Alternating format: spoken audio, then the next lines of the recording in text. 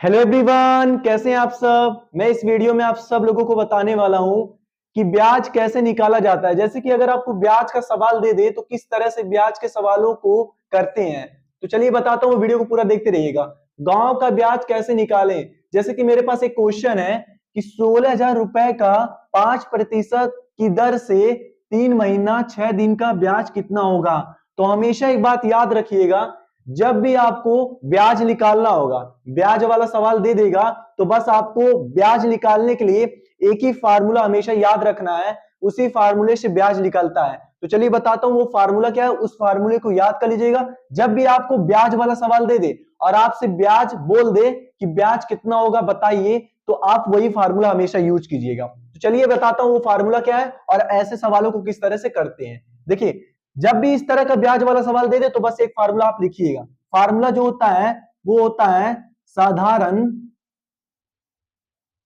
साधारण एक minute.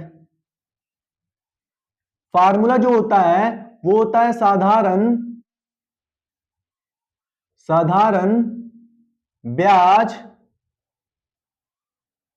Is equal to P का मतलब होता है प्रिंसिपल मतलब मूलधन, गुणे आर का मतलब होता है रेट मतलब ब्याज की दर, गुणे टी का मतलब टाइम होता है समय, डिवाइड बाई 100 आपको कर देना है। ये क्या हो, ये जो फार्मूला है ये ब्याज निकालने का फार्मूला है। जब भी आपको ब्याज वाला सवाल दे दे उसमें ब्याज पूछ ले तो यही फार्मूले से ब्याज निकलता है। हमेशा साधारण ब्याज का जो फार्मूला होता है उसी फार्मूले से ब्याज निकलता है। ठीक है, तो यही फार्मूला हमेशा ब्याज निकालने के लिए यूज कीजिएगा। अब चलिए हम ब्याज निकालते हैं। तो ब्याज निकालने के लिए सबसे पहले देखेंगे कि हमें हमारे पास दिया क्या है।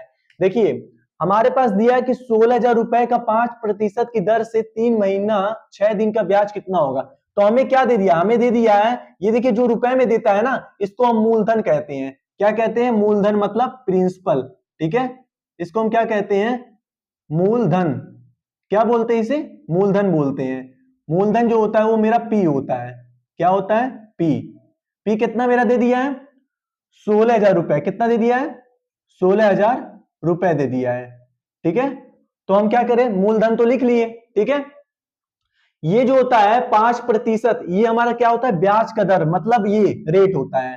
ठीक है, ब्याज का दर कितना दे दिया है, ब्याज का दर जो दे दिया है आर हमारा, वो कितना दे दिया है, 5%। तो हमेशा 5% ऐसे आपको लिख देना है यहां पर। ठीक है, इतना करने के बाद अब देखिए हमें पूछा क्या है कि 6 महीना 6 दिन का ब्याज कितना होगा। ठीक है, तो हमें समय कितना दे दिया है, समय जो हमारा दे दिया है, समय मतलब टी जो हमारा दे दिया है वो कितना दे दिया है, 6 महीना 6 महीना और 6 दिन दे दिया है। क्या दे दिया, 6 महीना और 6 दिन दे दिया हमारा। ठीक है, सॉरी 3 महीना और 6 दिन दे दिया है। ठीक है, अब हम ये लिख लिए। अब देखिए, अब यहीं से हम क्या करेंगे, मूलधन जो हमारा दे दिया वो पी के जगह रखेंगे, ब्याज दर जो दे दिया रेट आर के जगह रखेंगे, समय जो दे दिया वो हम टी के जगह रखेंगे। तो हमेशा एक बात याद रखिएगा, जब भी आप समय रखिएगा तो अगर मान लीजिए समय आपको महीना और दिन में दिया है तो उसको क्या करिए, सबसे पहले महीना और दिन को दिन में कन्वर्ट कर लीजिए। तो देखिए 3 महीने में कितना दिन होता है, 3 महीना में टोटल 90 दिन होता है। ठीक है, तो 90 दिन ये और प्लस 6 दिन ये कर दीजिए, टोटल कितना हो जाएगा, 96 दिन हो जाएगा। तो ये जो 96 दिन आ गया, अब आपको क्या करना है, इसको वर्ष में बदल लेना है। क्या करना है, आपको वर्ष में इसको बदल लेना है। ठीक है, तो जब भी तीन मान लीजिए महीना और दिन में दे देगा ब्याज में, ठीक है, तो उसको आपको सबसे पहले दिन में कन्वर्ट करके फिर उसको वर्ष में कन्वर्ट करना। तो वर्ष में कन्वर्ट करने के लिए क्या करेंगे, जो हमारा दिन आया है उसको डिवाइड बाई 365 दिन कर देंगे, क्योंकि एक साल में कितना दिन होता है, 365 दिन। तो जो हमारा दिन आया है उसको हम 365 से डिवाइड करेंगे, तो ये हमारा क्या हो जाएगा, ये हमारा टोटल वर्ष में कन्वर्ट हो जाएगा। ठीक है, तो जब भी ब्याज वाले सवाल में आपको महीने में और दिन में दे देगा या फिर महीने में बस दे देगा तो उसको आप दिन में कन्वर्ट करके फिर 365 से डिवाइड कर दीजिएगा, आपका वर्ष में कन्वर्ट हो जाएगा। अब जब आपका समय वर्ष में आ जाएगा तब आपको क्या करना, अब सीधा, अब देखिए अब तो हमारा टाइम भी निकल के आ गया, मूलधन भी है और ब्याज दर भी आपको दे दिया है। तो जब यहां तक आप कर लीजिएगा तो इसके बाद आपको क्या करना है, सबसे पहले मूलधन जो आपका पी दिया प्रिंसिपल, उसको आपको रखना है पी की जगह पे। तो कितना दे दिया है? 16,000 दे दिया है, तो पी की जगह पे आप 16,000 ऐसे रख दीजिएगा, ठीक है। 16,000 रखने के बाद गुणे आर कितना दे दिया रेट, तो रेट को आप 5% मत लिखिएगा, 5 बस लिखिएगा। तो आर की जगह क्या लिखेंगे हम? 5 लिखेंगे। गुणे टाइम कितना दे दिया है? 96/365, तो 96 आप लिख दीजिएगा, डिवाइड बाई 100 लिख करके 100 गुणे 365 लिख दीजिएगा, ठीक है। इतना करने के बाद अब आपको क्या करना है, देखिए 2 जीरो से 2 जीरो कैंसिल हो गया, ठीक है। अब लिख देंगे 160 गुणे 5 गुणे 96, ठीक है। 2 जीरो से 2 जीरो कैंसिल करके उसके बाद कुछ मत कट कीजिएगा, डिवाइड बाई पूरा लिख दीजिएगा 365 दिन, ठीक है। अब क्या करिए, सिंपल, सबसे पहले 5 को इससे गुणा करिए, ठीक है। तो 160 लिख देंगे गुणे 5 छक कितना होता है? 30, तो जीरो लिखेंगे, 3 कैरी दे देंगे, ठीक है। 5 9 45, 45 3 कितना होता है? 48, ठीक है। डिवाइड में हम कितना कर देंगे? 365 दिन कर देंगे। इतना करने के बाद अब आपको क्या करना है, 48 और 16 को आप गुणा करिए, ठीक है। देखिए जब भी नंबर के आगे जीरो हो ना, तो जीरो को मत गुणा करिए। देखिए गुणा करने का एक तरीका होता है, आपका जल्दी से मल्टीप्लाई हो जाएगा। जब भी किसी भी नंबर के आगे अगर जीरो हो तो उसको मत लिया करिए, सिर्फ नंबर को गुणा करिए, ठीक है। तो देखिए 48 गुणे 16, अगर आप नंबर को बस गुणा करेंगे तो आपका जल्दी गुणा हो जाएगा और आपका समय भी बच जाएगा, ठीक है। 8 छक कितना होता है? 48 होता है, तो 8 लिख देंगे और 4 कैरी दे देंगे। 6 चौक 24, 24 4 कितना होता है? 28 हो जाएगा, तो यहां लिख देंगे, ठीक है। गुणे लिखेंगे, 8 एकन्नम 8 हो जाएगा, 4 एकन्नम 4 हो जाएगा, सबको जोड़िए कितना होगा? 8 का 8 ही हो जाएगा। 8 + 8 16 हो जाएगा, 6 एक कैरी दे देंगे, 1 + 2 3, 3 4 कितना होता है? 7, तो कितना हो गया? 768, ठीक है। तो ये गुणा करने का सबसे अच्छा तरीका है, आपका समय बचेगा। अब देखिए कितना जीरो दिया? 1 2, 2 जीरो, तो आगे 2 जीरो आपको बढ़ा देना है, ठीक है। जब भी नंबर के आगे जीरो दिया हो तो नंबर को बस गुणा करिए, लिख करके जितना जीरो होगा उसके आगे जीरो बढ़ा दीजिएगा। ये मल्टीप्लाई करने का सबसे बेस्ट तरीका है, ठीक है। फिर डिवाइड में 365 कर देंगे।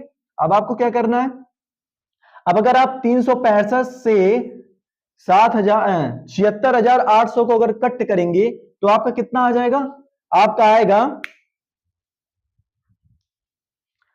आपका जो आएगा अगर 76,800 को 365 से अगर आप काटेंगे तो आपका आ जाएगा 210.41 जो आ जाएगा, इतना रुपए आपका आ जाएगा, ठीक है। अगर इसको कट करेंगे तो हमारा इसको कट करने से हमारा कितना आ गया?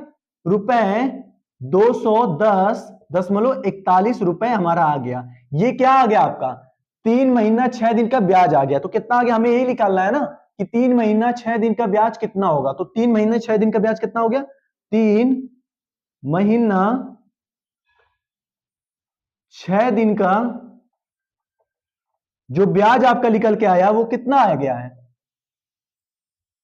आपका आया है 210.41, ठीक है। तो जब भी आपको ब्याज वाला सवाल दे दे, ठीक है, और आपको ब्याज निकालने के लिए बोल दे, तो सबसे पहले क्या करना है, ये फार्मूला लिख दीजिएगा, ठीक है। फिर आपका जो मूलधन दिया होगा मूलधन लिख दीजिएगा, ब्याज दर जो दिया होगा प्रतिशत में उसको लिख दीजिएगा।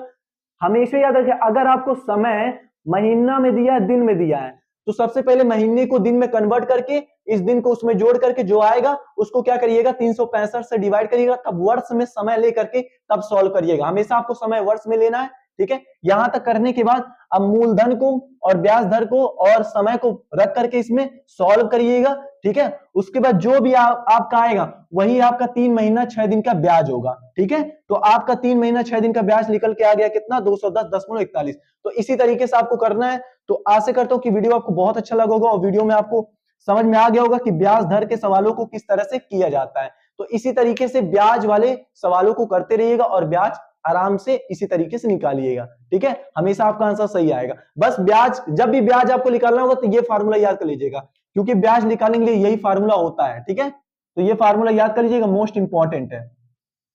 चलिए मिलते हैं अगली वीडियो में, इसी तरीके से ब्याज वाले सवालों में ब्याज निकालिएगा, ठीक है।